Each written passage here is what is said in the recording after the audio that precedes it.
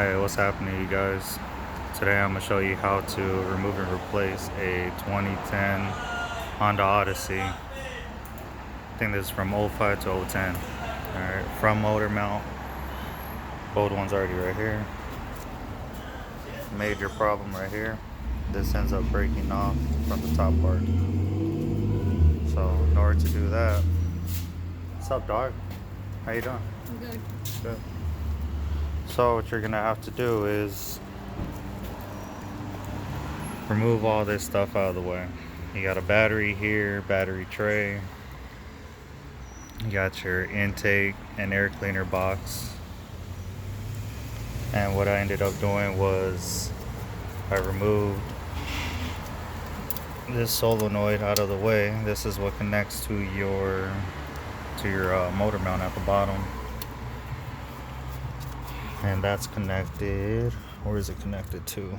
Right here. Plus you have another ground here. Just move that out the way. What else? You're easily able to access all the bolts.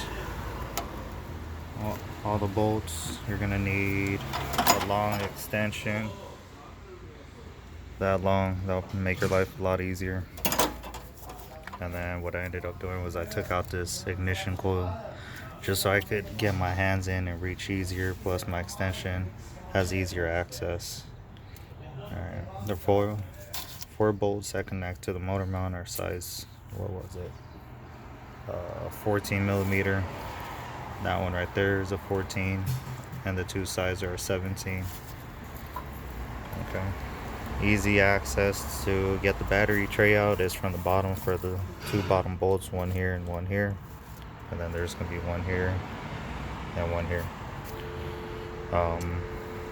Another thing, I ended up taking out the transmission dipstick. It's 10 millimeter bolt.